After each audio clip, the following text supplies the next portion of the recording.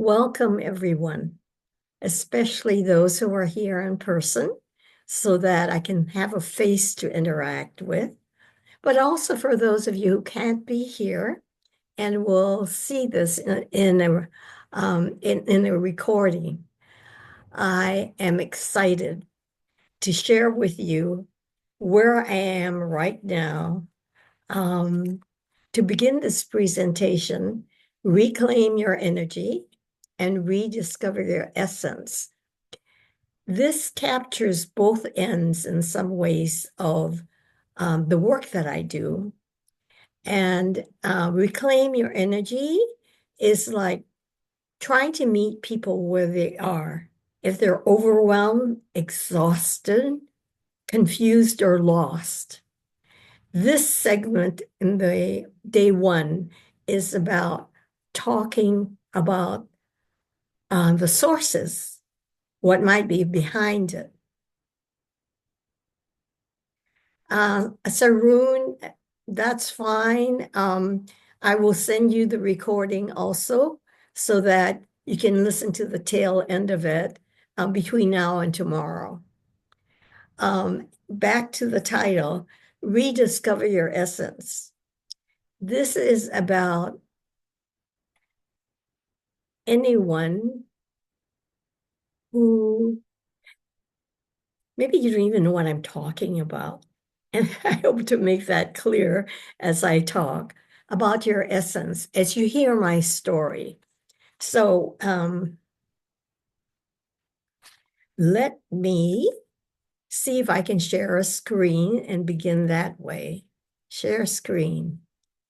Here it is. All right. Now, I don't see the chat, Betty, so you are going to have to let me know anything that I miss. Okay. All right. So, 3 keys to reclaim your energy is what I'm going to be focusing on today.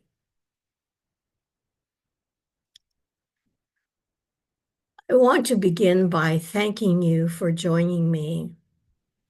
One of the spiritual practices I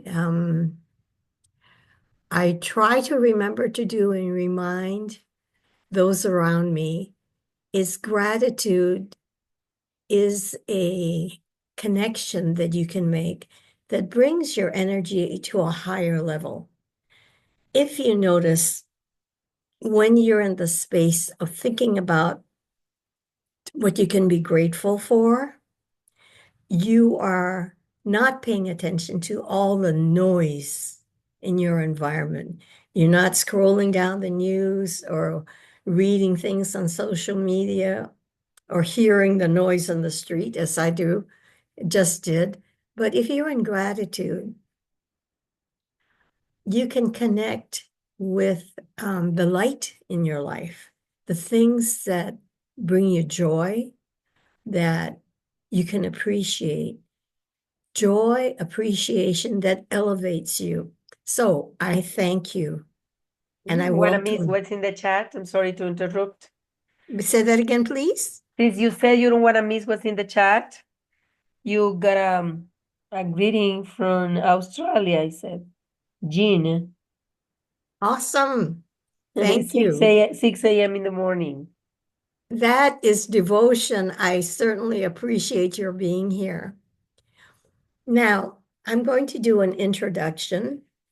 So, in order to create this as a safe, sacred space, I want you to write in the chat what comes first to mind when I say, name what is most sacred to you, so that we can share this, your sense of safety with each other and create a bigger sense of safety and a sacred space. So, Biddy, can you read what is coming in?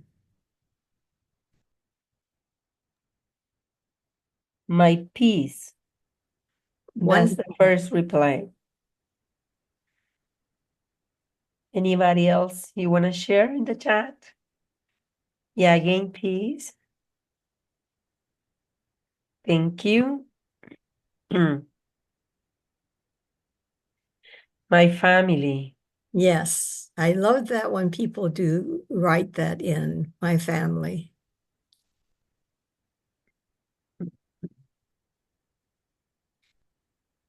Yeah, I see yeah, I don't, Yeah, inner peace. inner peace, sleep, and good nutrition. Great. Wonderful. Yes.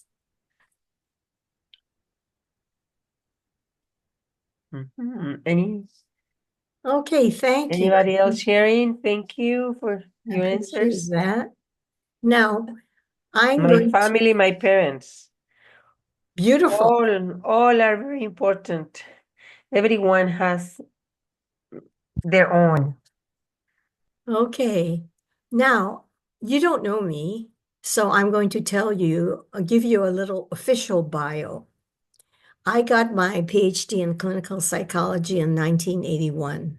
That's a long time ago, over 40 years. 40 years, can you imagine? It's like ancient history. Anyway, since that time, I've been working with clients consistently, first as a psychotherapist counselor, and then sometimes as a healer, and then I moved to life coaching. I gave up my psychology license almost 20 years ago because I found it restrictive. And as a healer, you need to touch people. And well, at least the way I was taught. And therefore, I felt restricted and gave up my license. And the psychologists around me thought I was crazy. Well, I've done some pretty unusual things in my life, but that's the official story. Um, so that on the outside, since 1981, I was the professional working at the UC Berkeley's Counseling Center after I completed my postdoctorate fellowship at Department of Psychiatry at UC Berkeley. So that's my official credentials. In addition to that, over 20 years ago, I became a certified healing practitioner at the Barbara Brennan School of Healing, which was a 4-year program. So this is the stuff that I did to be credentialed. So that's one story. That's the bio. Now I want to tell you my story.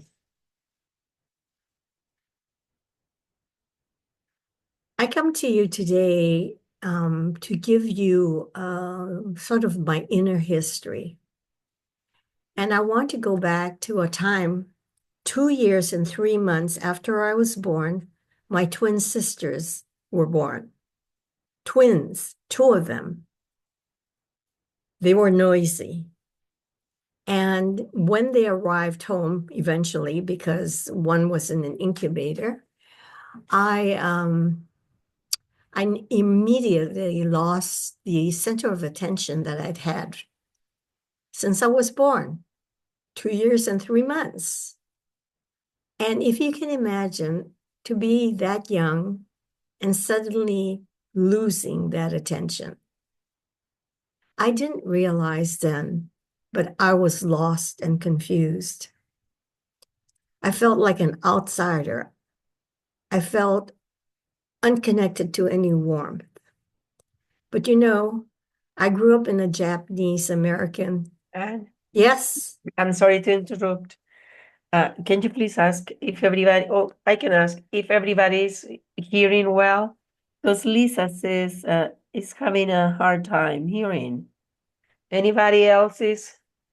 make sure that your controls on your computer, you have the volume, as high as you can make it.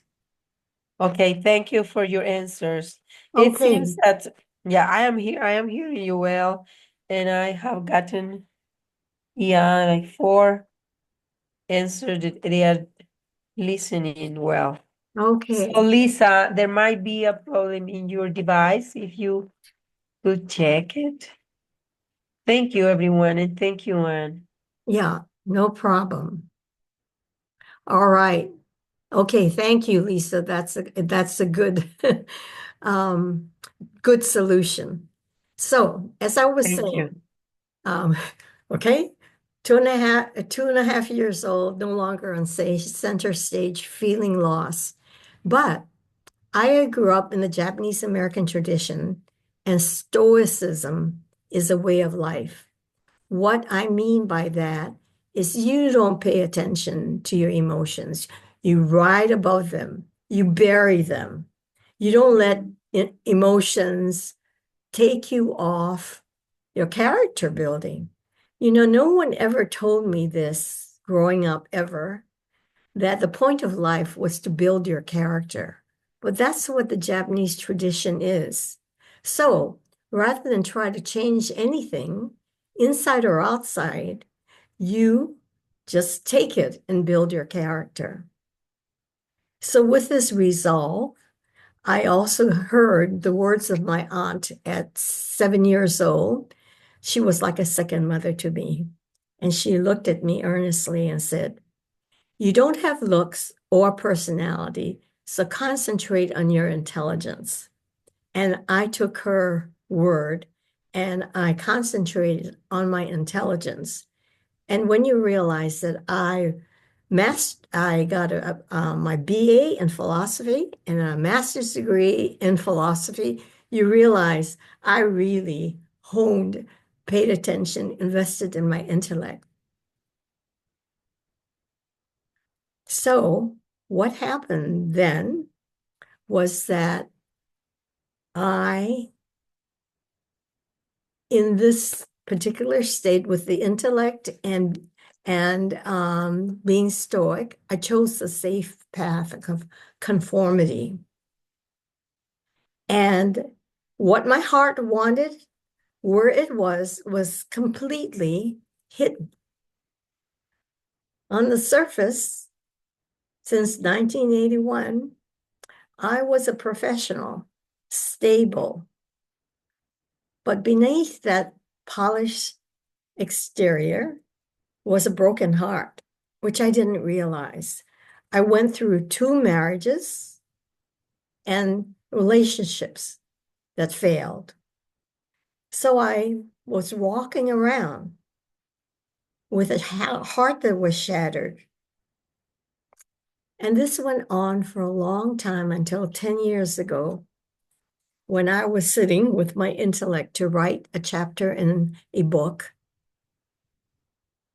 Intuition broke through, said, "Listen to the cries of your heart." I was so stunned that I was entranced. So, pen and notepad, I started writing sentence after sentence, making sense of what "listen to the cries of your heart" meant. So, sentence by sentence, layer by layer, in the coming weeks and months, I began my own personal journey listening to my heart and began to heal my heart. I wrote a book from all of that writing that created an inner child method with a method in it that I created, all because of intuition. Intuition again intervened about 5 years later when I was in the middle of a challenge, much like this one. And I heard, "You need to take this training." It was in a program run by MAP, Make Anything Possible. So, without knowing anything about it, I followed the orders and took the training. And 6 months later, I became certified as a MAP practitioner. Writing the book, taking that journal, learning about MAP has enabled me to remove the layers around my heart so I can get in touch with my heart's wisdom. I'm very attuned to intuition because I hear intuition as a the voice of my divinity speaking to me. And this is why I'm here today. Because if you may be like me, we have something to share here. So, in terms of the introduction, you have already told me about your name and location. I'm going to turn off my chat here. I want you to use the chat so we can be interactive. So, see the chat? I want you to tell me if anything of my story about being pushed off the stage or not ever having the attention you needed as a child is something that you know. Betty, are we getting any yeses? Yes, one yes. And one greeting from Club Westfield, New Jersey. Liz from Texas, very much yes. Wonderful. Thank you. How many of you, though you're successful, there's a part of you that feels broken? Yeah, we got three yes. Thank you. Another one. Yeah, I do, wonderful that Robin. you share my journey. Um, Yes, another yes coming in. Thank you. I appreciate your responses. So, are you eager now to learn how, from my point of view, you can begin to reclaim, regain your energy? Hopefully, there are yeses. Yes, yes, Yes. yes.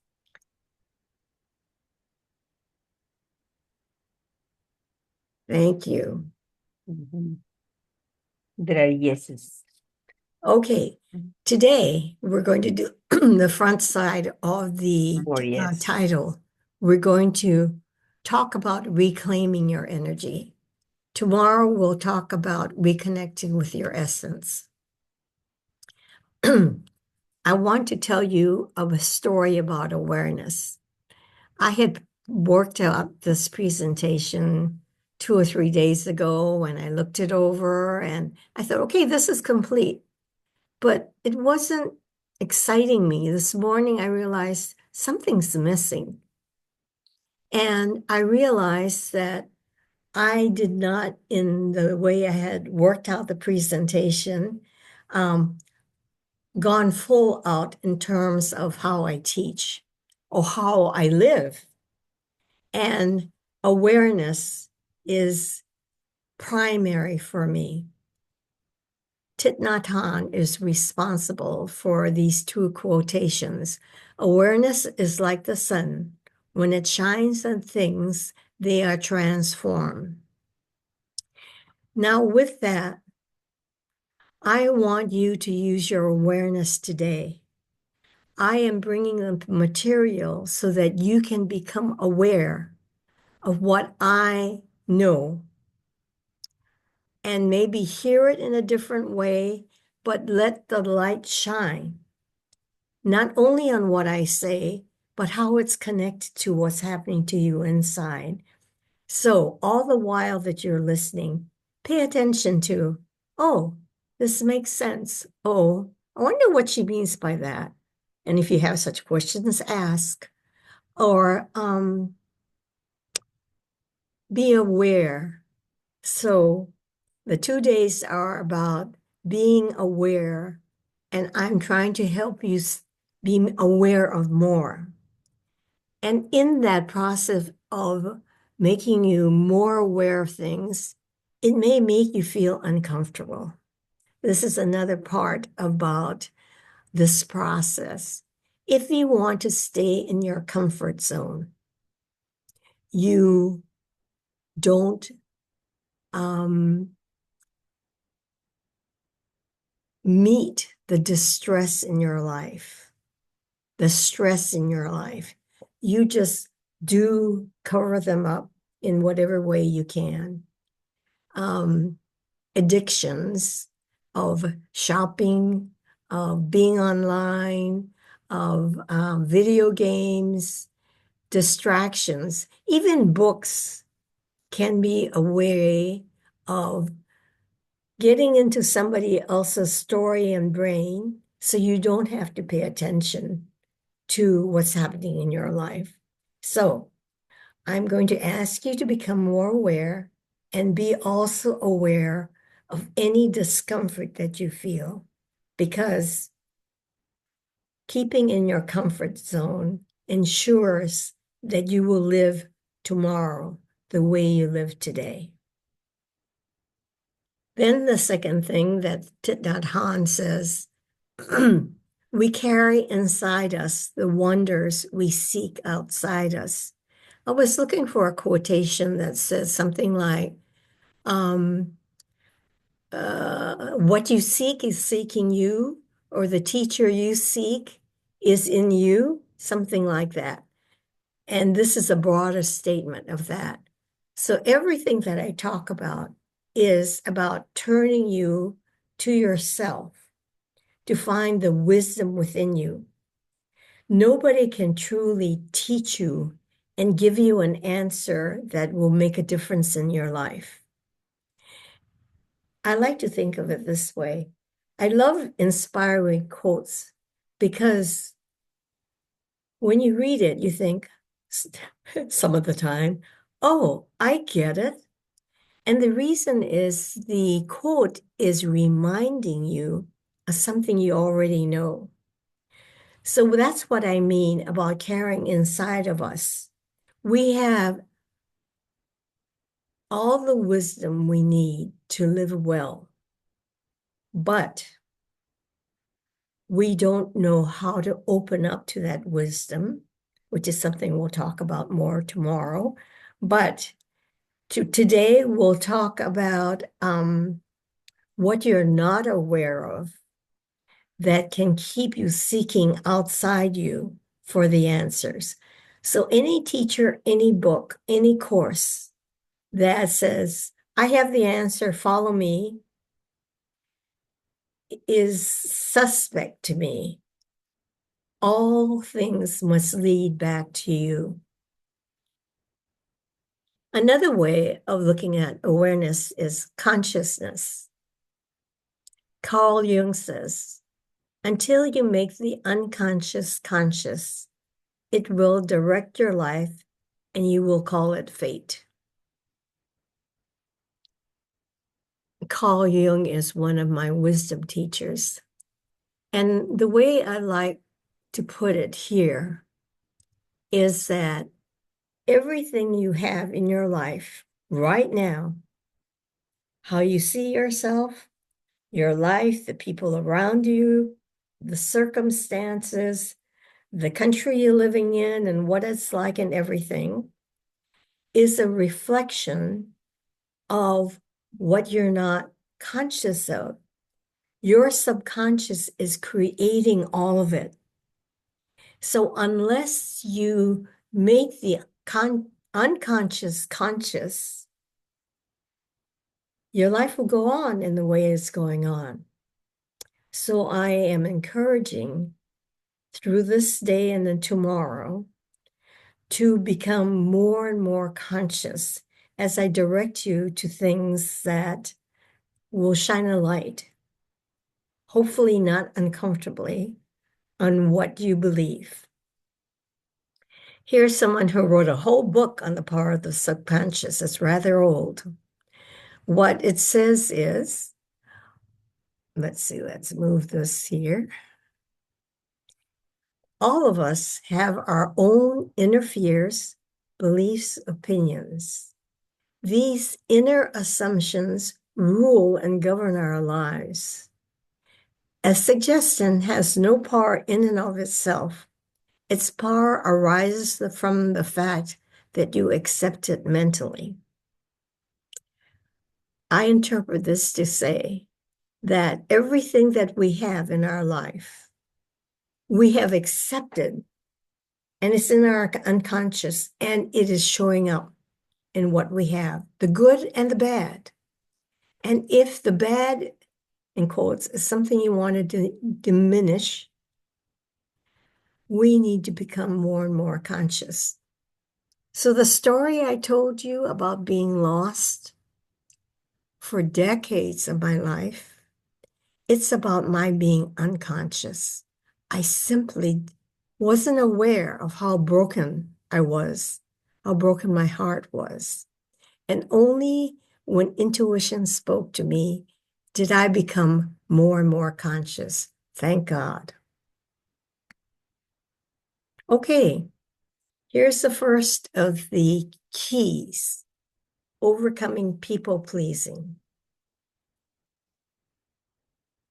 If it's important to you to get people's approval, if it's painful when people don't accept or like you, if you know the pain of rejection in a relationship or at work, you know people pleasing. So let's get some interactions going. Do you agree that it's important for you to get people's approval?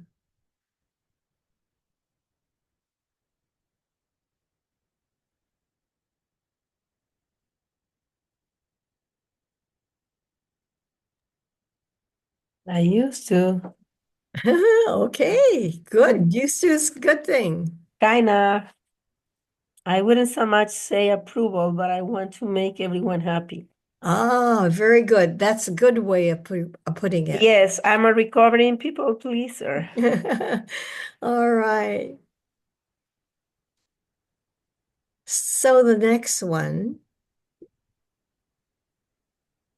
when you experience that people don't accept or like you, does it sting? Is it painful?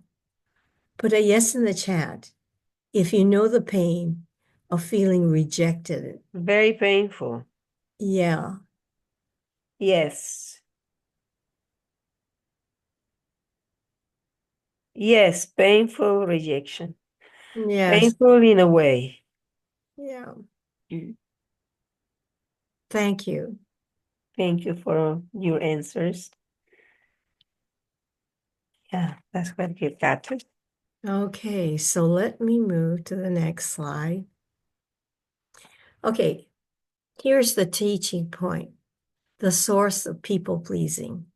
From my point of view, we adopted this coping strategy of people pleasing when we were really, really young. When even beyond your memory, you were hurt so badly in childhood that you decided the only way to prevent further hurt was to make sure that people approved of you, people accepted you, people liked you. So your energy was spent on trying to figure out how you can be pleasing to people. The painful experience in childhood come are I described as times, even when you're a baby, when your needs weren't seen, understood, respected, or fulfilled. So imagine a baby, and the baby is crying. The baby is crying because it needs something. It needs to be held. She needs to be warm. The child needs to be, uh,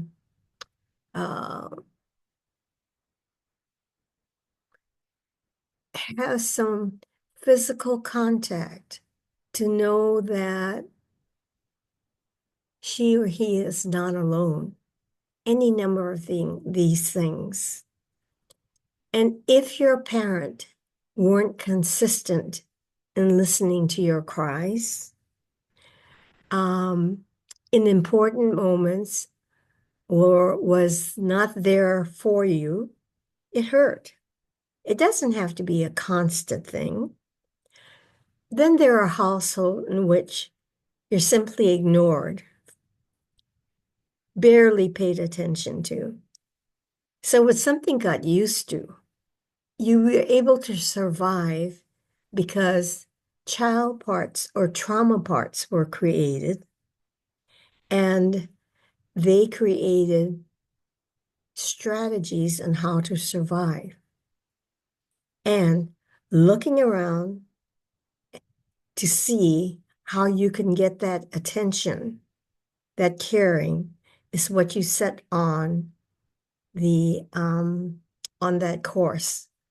So I'd like for you to think of your family, and especially when you were younger, can you see how your parents were inconsistent in showing that they cared about you, the attention they paid to you, and so forth? So say yes in the chat if you realize, oh, remember that you were ignored, neglected, sometimes rejected because, Yes, so much. yeah, Yes. because, Yes.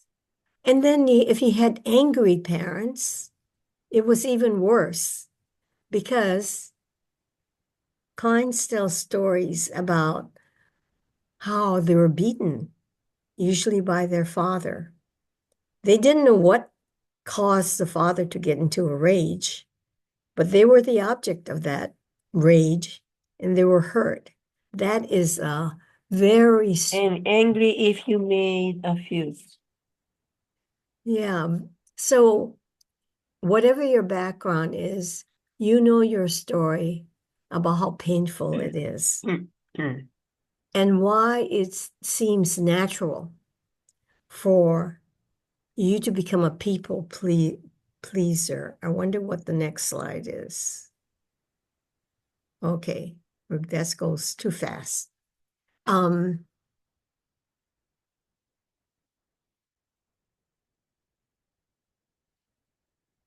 can you just reflect on what is happening when you are pleasing people? Question, are you pleasing yourself? Do you know what you need to make yourself happy? Do you see that the source of people pleasing directs you outside of you?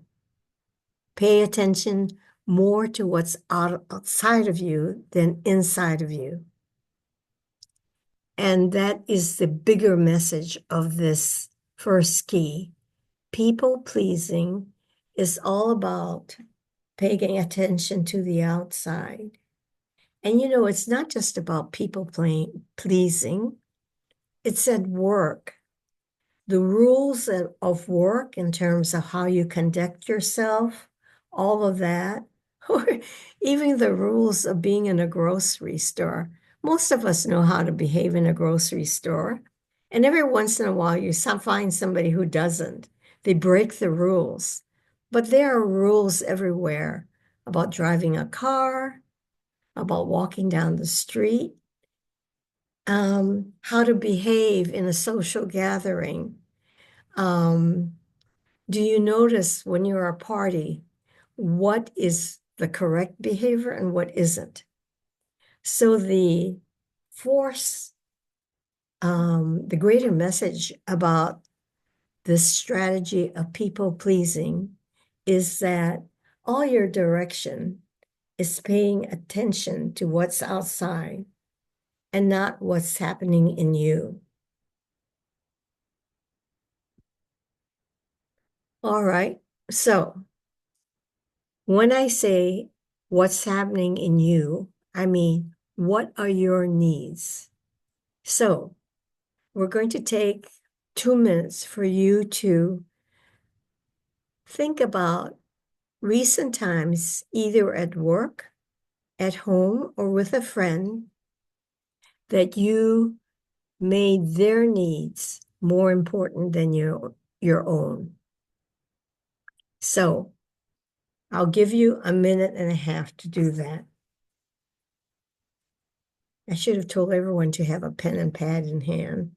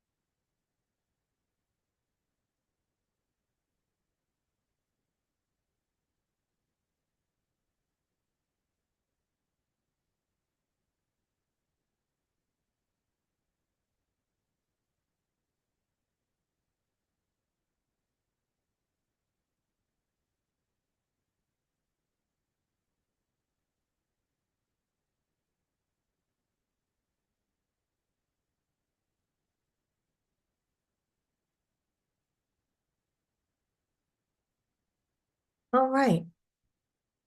So when you think about the incidents that you wrote, can you focus on how it made you feel?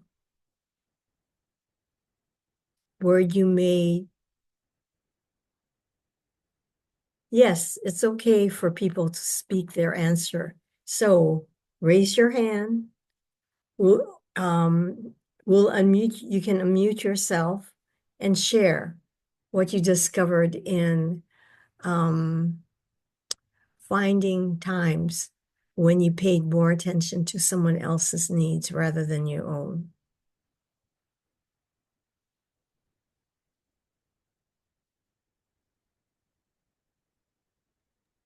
Anybody wants to share?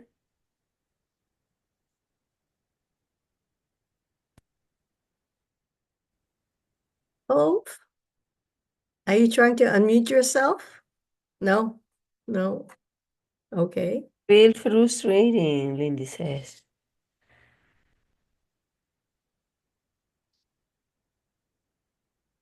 Okay. I was angry at myself. Hmm. Yeah, thank you for your answers in the chat. But if you want to talk, you can also raise your hand and take the mic. Sad, drained. Ah,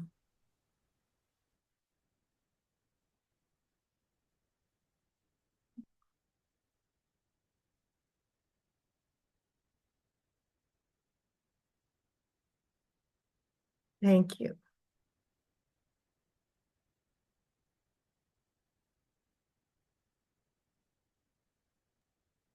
I felt depleted and drained. It teaches you that you matter less and doesn't help you to know yourself and what you need. Beautiful, Liz. Yeah. That you are aware that you were depleted and drained is something important. And the point of this presentation and tomorrow is to get in touch with your heart. So, in any situation that is toxic, dissatisfying to you, You can know your anger, like someone says, angry at self, not to be angry at yourself, but to be angry that this person or this situation is not meeting your needs.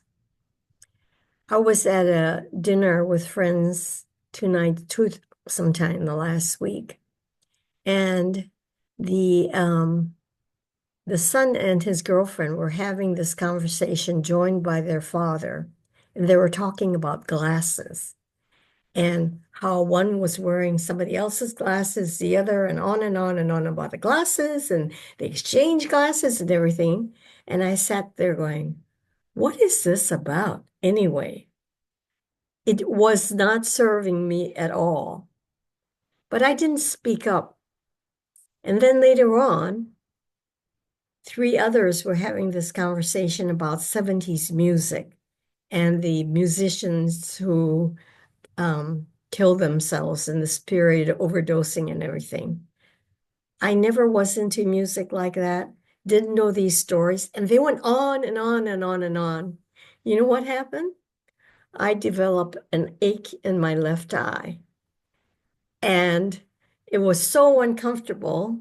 After about half an hour, my partner said to me, do you need to have something for that? Do you need to go home? And I said, yes, it's time for me to go home. That's how somaticized my response became. I didn't want to be there. And physically, my body took it on and gave me a reason not to be there. And if I didn't pay attention to myself, I would have said, oh no, I'm fine. It's okay. So it's an illustration of, as much as I work at being connected to my heart, sometimes I don't listen.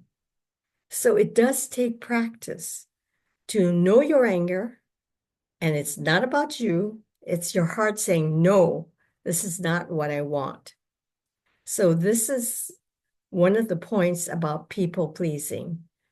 Begin to connect with your heart so you know your heart's need.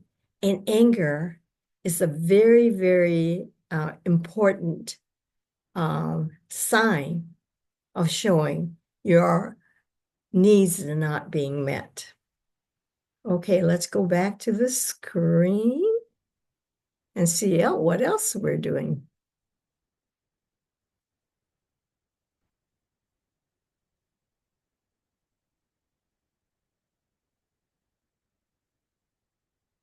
Wisdom quote, care about what other people think and you'll always be their prisoner.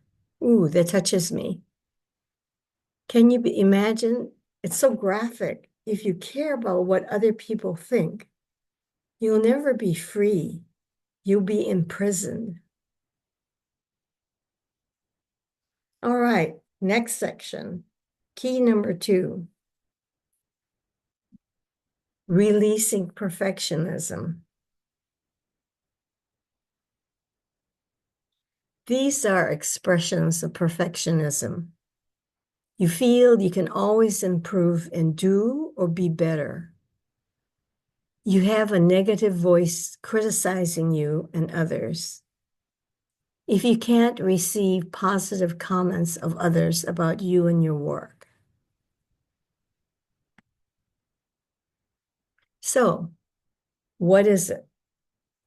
My point of view is perfectionism is a very high bar.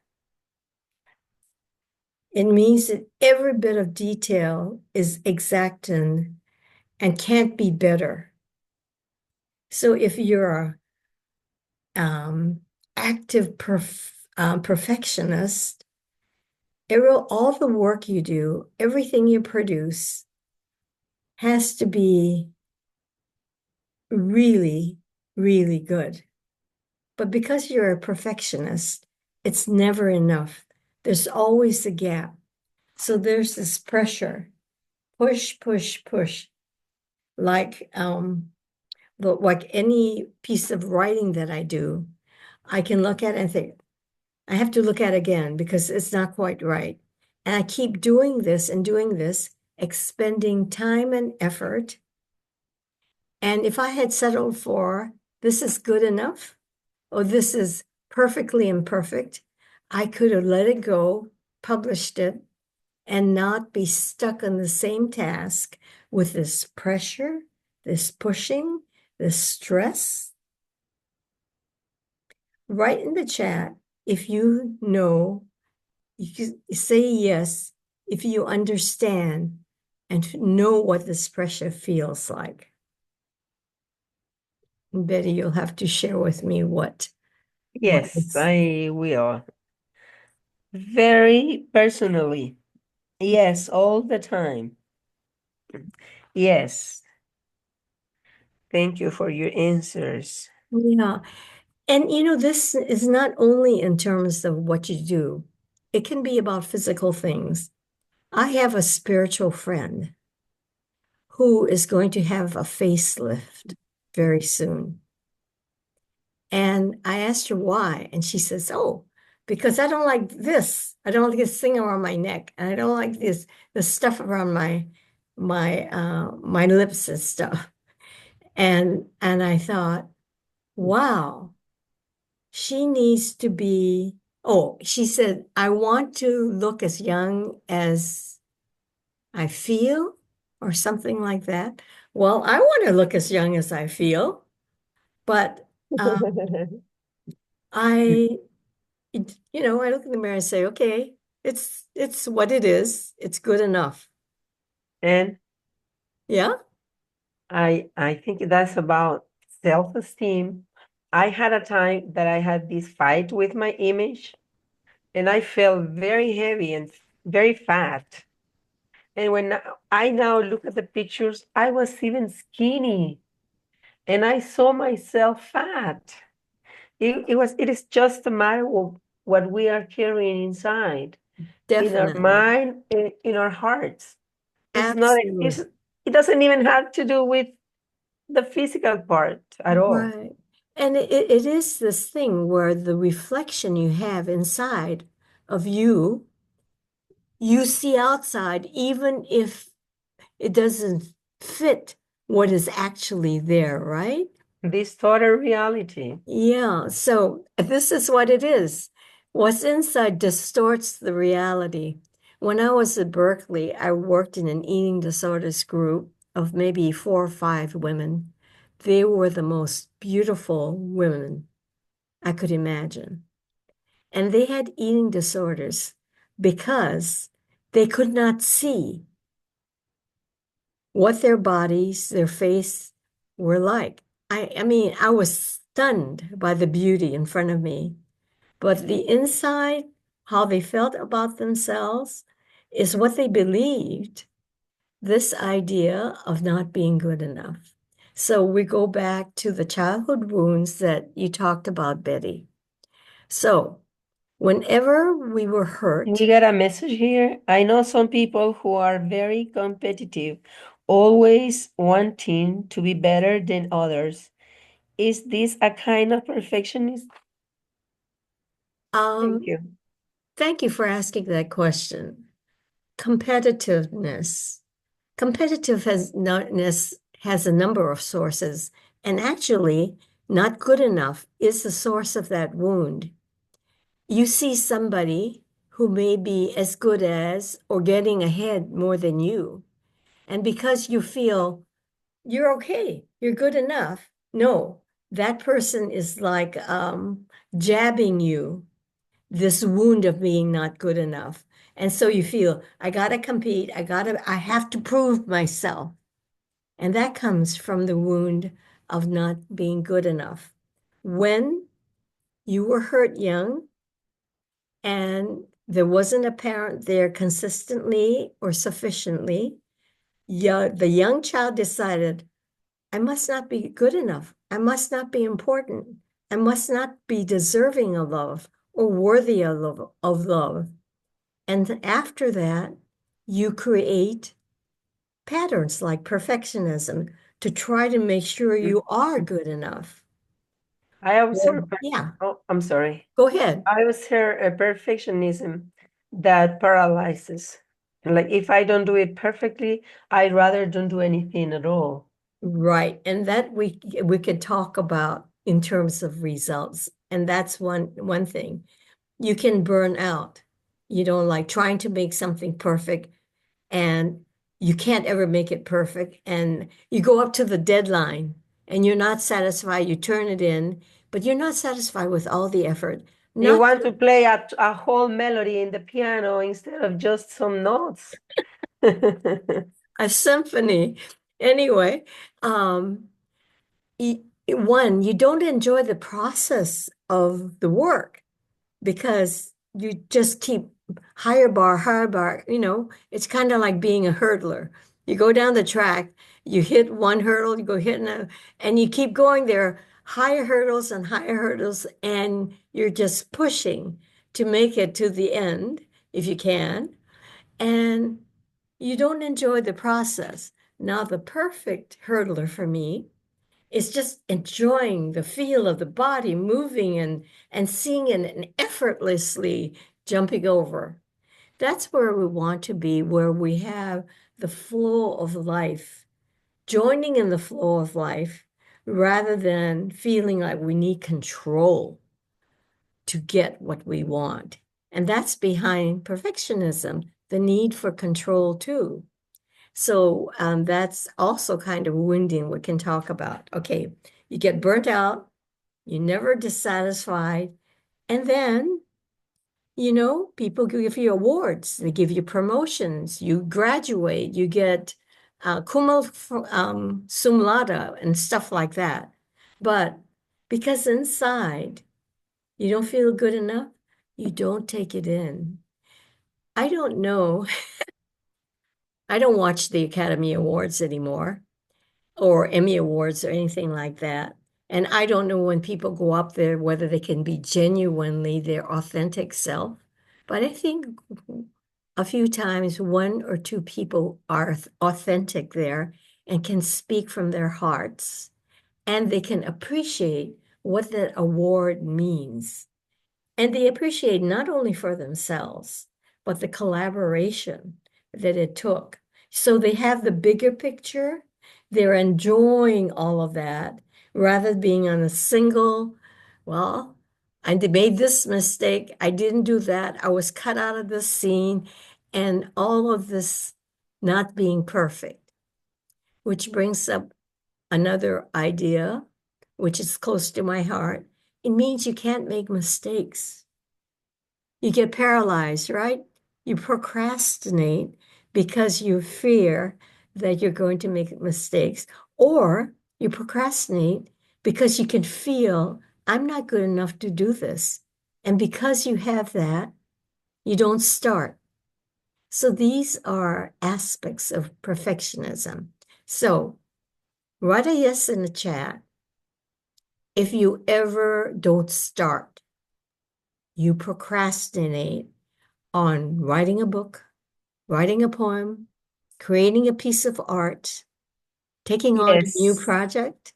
yes, yes, Yeah. Creating yes, a song. yes, all the time. All right. So we Are understand. you talking to me? So Creating a song? I know you create songs spontaneously, so I know you don't procrastinate. Um, yeah. Okay, so what is it? Yes, yes, yes, yes, all the time. I feel a strong synchronicity with this and very glad to be here. That's lovely. Yeah, that's beautiful. Thank you. Now, for the self-reflection piece, I want you to, we're doing the second part. I want you to say, I am good enough, or I need to be perfect. We can start with the first one. I am good enough. So just sit with that. I am good enough. How does your heart feel? Do thoughts come up? Check in your body. Is there acceptance or objection? Do you hear an inner critic saying, not good enough. So sit with that. I am good enough. I am good enough.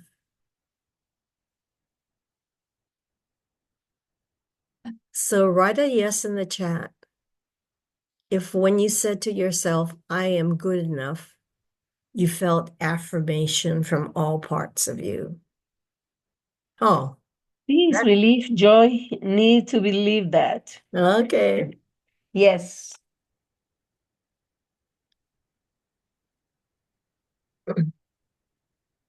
Yeah. I felt empowered. Oh, excellent. Yeah, Lisa said that. Thank you. Anybody else wants to share?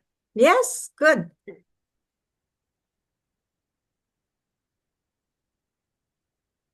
Anybody wants to speak?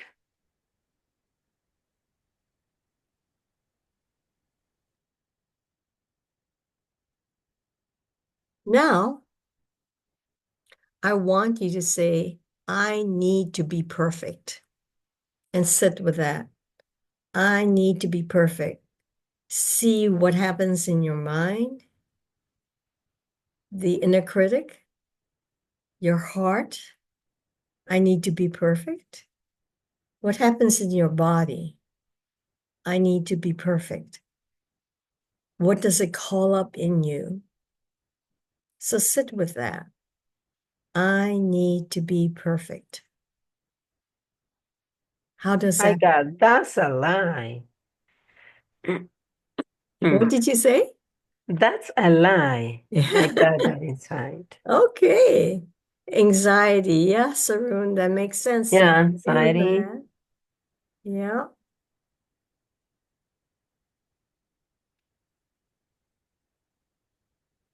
expectations. It feels heavy. Yes. Thank you. There's this a disconnect with that one, an immediate no, and challenging that statement. Yay. Yeah.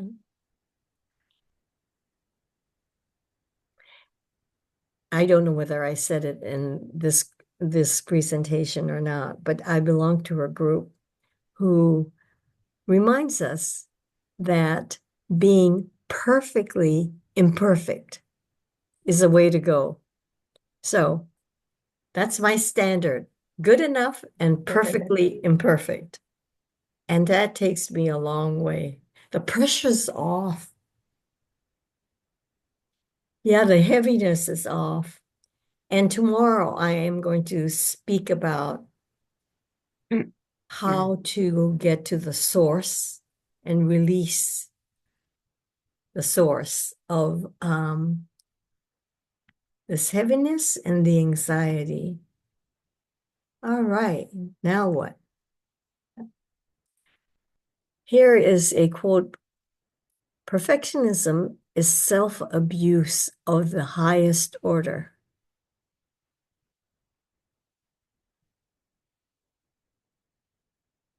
This reminds me of Don Miguel Ruiz, who wrote the book, The Four Agreements.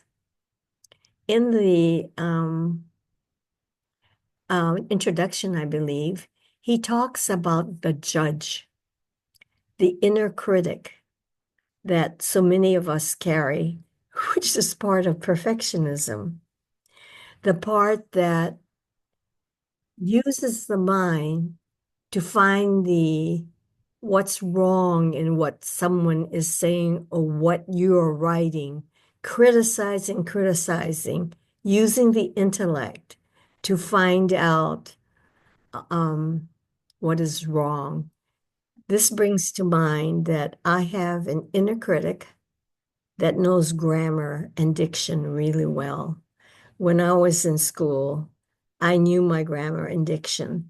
So my partner, who is not so much careful about his diction and grammar, he was all about using the biggest words he could growing up. So sometimes he would use a big word and I would say, what do you mean by that?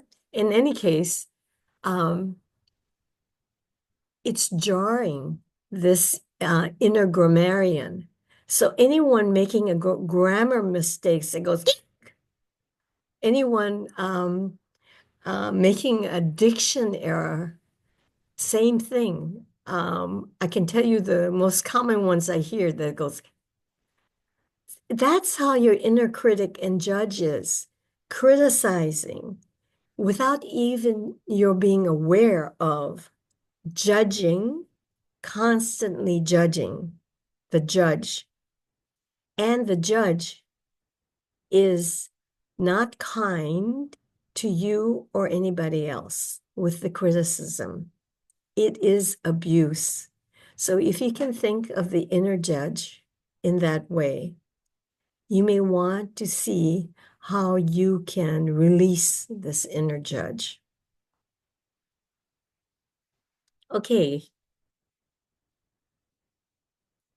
this is key number 3, transforming super self-reliance. What is super self-reliance? What an example. All right, self-reliance. Self-reliance. Oh, here, we can do a yes in the chat. Are you one who rarely asks for help? You like doing things on your own. Say yes in the chat if you see this about yourself.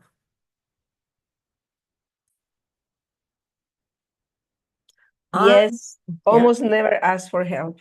Yes, yeah, okay. yes. How about being Thank a member you. of a team like my granddaughter? She says, "Oh, this is a team project. I hate it because um, they're not going to do what they need to do. And because I need to have it right, I'm going to do it all." So they're happy to let her do it all. That's how self-reliant it is. And you can see that it's because she doesn't trust anybody. She doesn't trust anyone to do as good a job as she can do. So she doesn't like being on teams. And you're on teams usually at work or what are the situations where, or, you're planning a party and it's a group effort. And if you leave it up to everyone to say, That sounds like me, Lisa says. okay, it's some, if you're self-reliant, it's very hard to be a team player. And if work encourages that, here at work, supposing there's something you don't know, like Betty, why you having messing up on your computer, you can't get what you want from the computer. Do you struggle and struggle and struggle on your own? And you know what's great? AI is right there to help you. Just Google in and you say, I'm having trouble with this. What can I do? And AI comes up. But still, in some sense, you're being self-reliant. You're not asking anybody else for help. And that's the point. Technician, like technician. Okay. And so the source of it in childhood pain is this. When you were hurt, you believed that there was no one there for you because they weren't. So the child part believed that they were alone. And Betty and I involved ourselves in an exercise where we looked at what it was like to be 5 years old and what it felt like to be in our childhood home. And we all felt alone. And that was feeling the expression, the experience of the childhood wound. When you are ignored, neglected, abandoned, you feel there is nobody here. I am stuck alone. So write it yes in the chat if you know what I mean about feeling alone. Even if you have people around you, even if you're married, have a relationship, a best friend, you know what it Yes. feels like Yes. to be alone. There are some yeses already coming in. Yes. Yeah, thank you. Thank you. Lindy, Liz, Lisa. Yeah.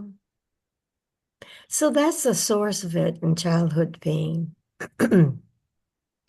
And in talking about and feeling it, if you can still feel the pain of being alone, wouldn't it be wonderful to Mm. get to the source and heal that, which is what we talk about tomorrow?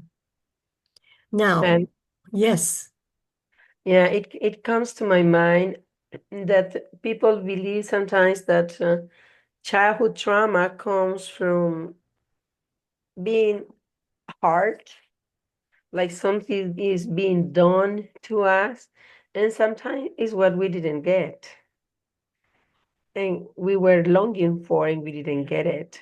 right, Like more attention, playful moment, definitely. company, to be seen, to be heard, to be held. Even if Yes, nobody mistreated us directly with an action, but with inaction and not being present and not fulfilling our needs. right, right. And tomorrow we'll talk about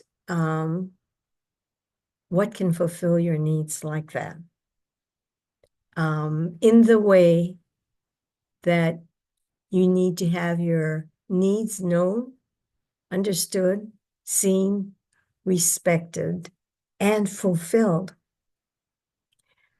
That's just a tantalizing drop about joining us tomorrow.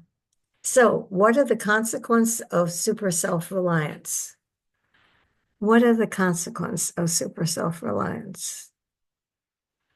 You don't know connection. You don't know, you know, have you seen sports films where it's all about teamwork? I saw one, I forgot what it was called, but it was about a rowing team, Boston University's rowing team. It was a fiction, but Voice in a boat. no, that was one, but there's another one. Okay. Yeah. But the whole point of this one, which I saw recently, was that they too many of them were competitors in their rowboat. They wanted to be the best rower. They wanted to be the star. And the story is about how, because of circumstances, this person who didn't care about rowing but was there in the boat um, overcome came his resistance, and he got the team to work together in a way. And one example was they were taught in the practice to close their eyes and roll, close their eyes and roll. And when they do that, they could feel each other and the beauty of moving in a flow together. And because of that, in the moments of competition, they were able to win over Harvard, who was the reigning, champion. But the idea of connecting to something larger, which is the other individuals, but the whole concept of giving up control and moving with the flow is what you can experience if you let go of self-reliance. You let go of control that way. You let go of the ego that needs to compete. And you can allow a bigger you to show up. So that's what comes to mind as some of the consequences. You don't know trust. You don't know don't know how to trust others, but basically, because your heart was broken, you don't know how to trust life. So it's like closing your eyes and in the boat and just trusting that you can feel it all and move with the flow. To get into that state requires a trust. And that is what lacking when you are super self-reliant.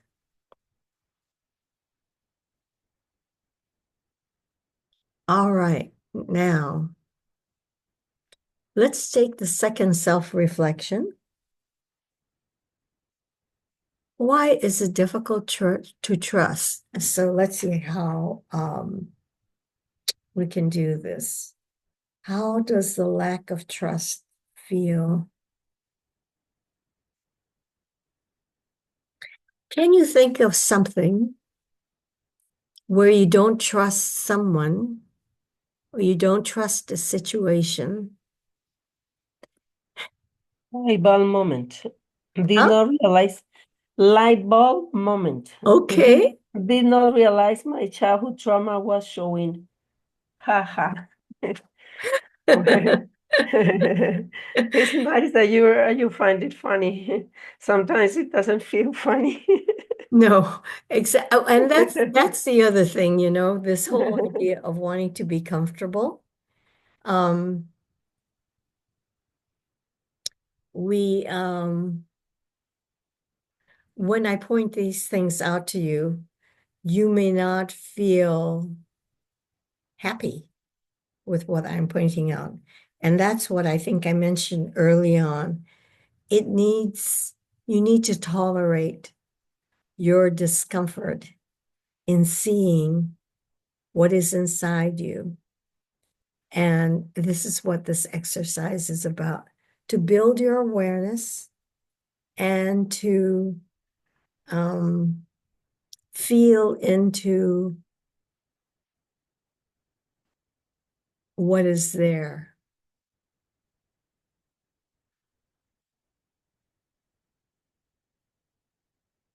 All right, let me go back to sharing my screen.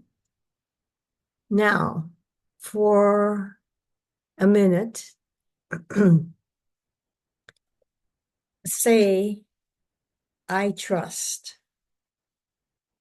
or think of a situation where you don't trust a person, a situation. Now, if you live in my country and you look at the political scene, then you think, how much do I trust? And if you sit with that, or you sit with climate change, or you sit with the wars in the Gaza, in Lebanon, wherever the wars are happening. Oh, Ukraine. Keep forgetting there's always a war going on in Ukraine. And you sit with those circumstances. Can you trust the world? Can you trust people? Sit with that for a bit, and then we see how that lack of trust feels in your heart, your mind, and your body. And I'll give you a minute to do that.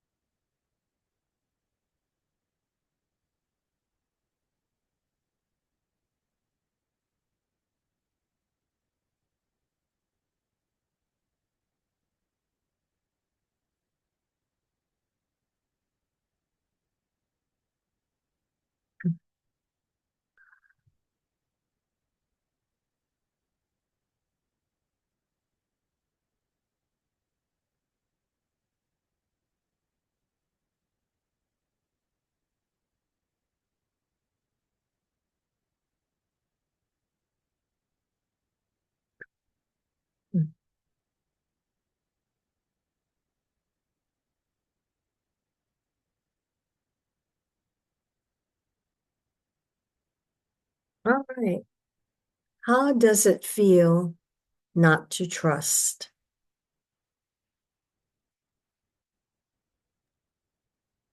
Anyone in the chat? No answers yet. I find it tiring, exhausting. There is an answer here. It feels very lonely. Yes. And Liz also says, thank you so much for this. And Liz also says, it feels heavy on my heart. Thank you. Yeah. Guarded, anxious. So the inner child that is running your script knows what it's like not to trust. And any guardedness, anxiety, heaviness, loneliness that you feel is about um, the lack of trust that was created really early on.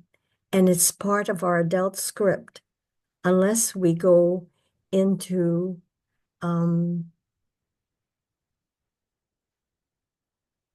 healing that. You know, my fingers don't do very well in being able to share my screen.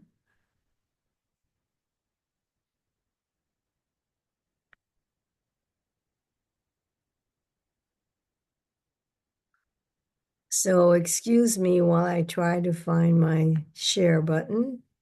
Okay.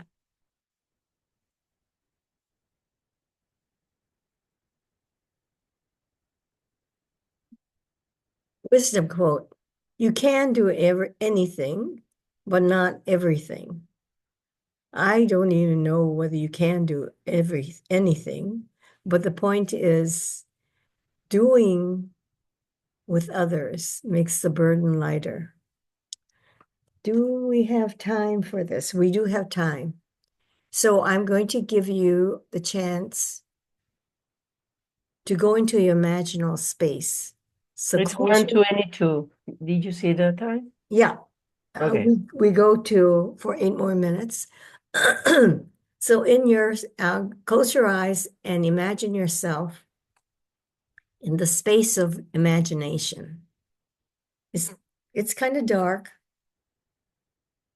and it's a space where all potential exists. This is where creatives, artists, musicians, poets, so forth, tap into for their creativity. They connect to this greater space to ignite the creativity in them and have fun. In this space, I want you to imagine yourself as a 2-year-old, a 3-year-old, preferably some child under 5, and see yourself playing. Imagine yourself playing. However that comes to you, go with it. Feel the energy of play, being curious, spontaneous, carefree. Be this child.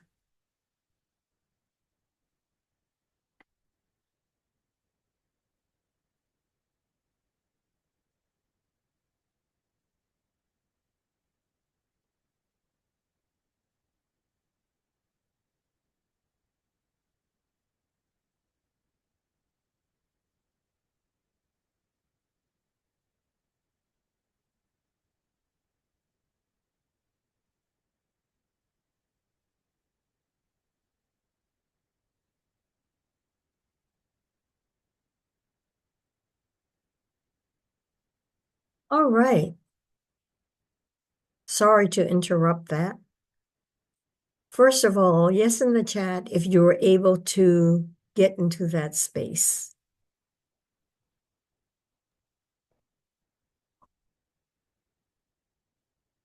I did it myself, yes. Yes, Another good, yes, another good, yes. Caroline. Yes. Yes, yes, yes. Oh, cool. Did it feel good? It did. Yes, Yes, it you're, actually felt more like my authentic self. yes, that is your Another authentic yes. self. Yes, yes, yes. Oh, Mostly good. Yes, I could hear her carefree laughter. yeah, excellent, excellent. So the point of all of this and tomorrow is to help you claim your original innocence, your original essence. And so it's soon time to end. So a last share is there something you didn't appreciate or know about any of these topics that you're taking away with you?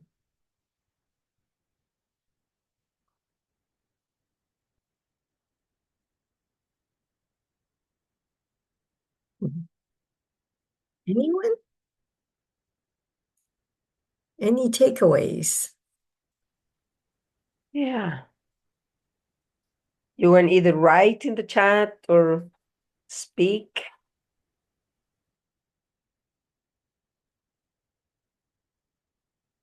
Would You you please tell ask the me, yeah, question. would you tell me what you're taking away from this time together?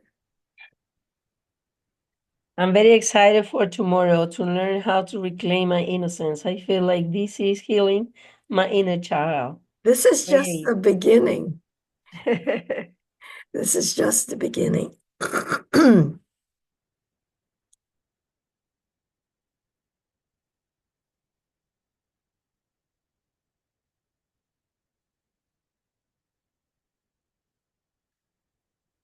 So tomorrow I have three keys about reclaiming. I'm feeling excited also. Sorry, Anne, to interrupt. I wanted to share the chat. Oh, that's beautiful. That don't, I don't have to be perfect, that I am good enough. That's the That's great. takeaway. Need to Need to work on, work on being perfect, perfectly imperfect. yeah. Yes. Perfectionism is self-abuse of the highest order. Right. That Awesome. impressed me. Yeah. Mm. So tomorrow we'll talk about three keys to recover your essence, recover the innocence, that authentic child that Liz talks about, um, as well as other sources of reclaiming your essence. I'm very excited about them. I'm sorry that I could only choose three keys, but there they are. And we'll Mm. have fun like this to explore together. And I thank you again as I began the time at the beginning, sending us into gratitude for your participation, your presence. This could not have happened without you. And the energy of your taking it in and interacting just elevates all of this. So I appreciate you, and I hope I see you tomorrow. Thank you so much. Bye. Thank you. Bye.